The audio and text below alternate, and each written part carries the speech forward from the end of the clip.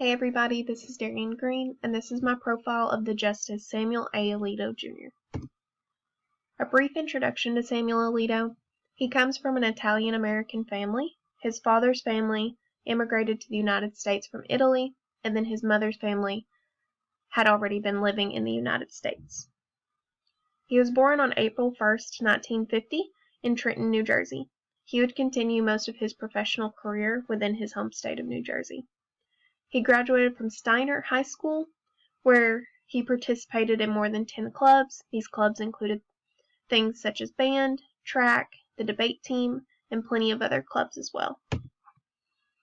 Part of his educational and military background that I would like to discuss is that in 1972 he graduated from Princeton University with his Bachelor of Arts in History and Political Science. In 1969, he was drafted for the Vietnam War, but because of his enrollment at Princeton University, he did not have to be sent off to war. In 1972, he began his career with the U.S. Army Reserve. He served until 1980. Most of his time was spent on inactive duty, but he did serve some time on active duty as well. In 1975, he graduated from Yale Law School with his Juris Doctor degree. Alito's career through the years. He began his career straight out of Yale, and he began it at a small law firm in Trenton, New Jersey.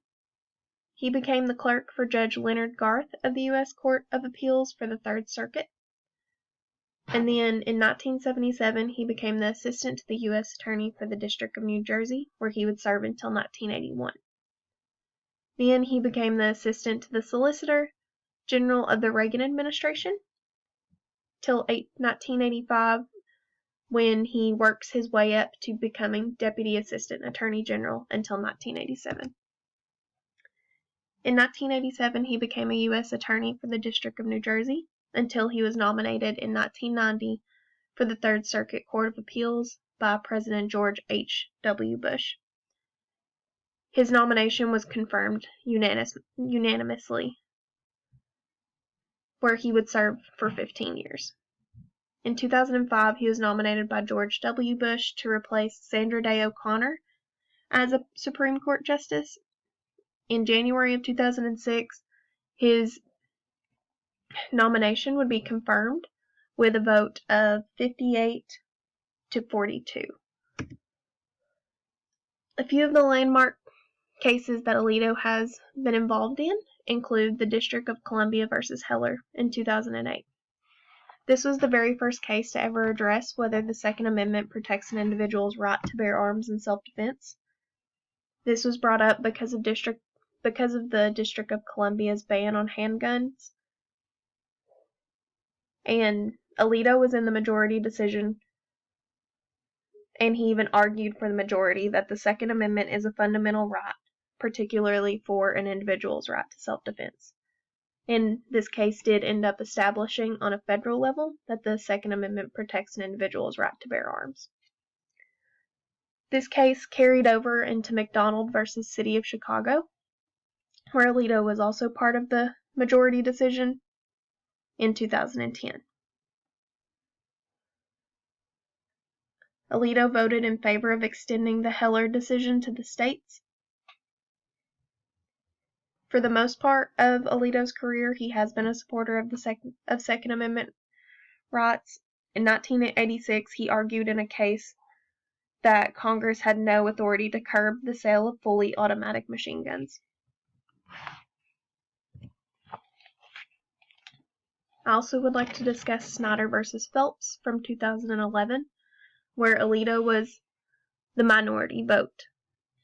This case involved a family of a deceased Marine by the name of Lance Snyder, and they sued the Westboro Baptist Church and accused them of defamation, invasion of privacy, and infliction of emotional distress, because they were picketing at the funeral, and many of the signs that they were holding said things like "Thank God for dead soldiers" and "Fag troops."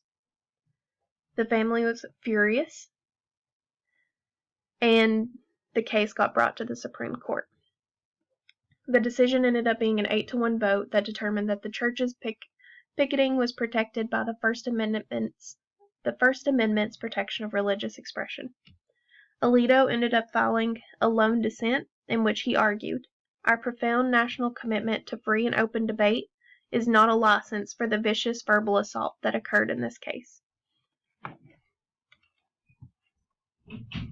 To end this presentation, I would like to talk a little bit about Samuel Alito's personality. He is considered one of the most conservative of the Supreme Court justices, but he likes to remain pretty low in the public. He is very introverted, and he even said in one interview that he is a very boring person. He's never really been involved in any scandals. A lot of news articles that I found just compared him to a grumpy teenager because the worst thing that they could find from Alito was that during some people's speeches, he would roll his eyes whenever they would make a statement that he did not agree with.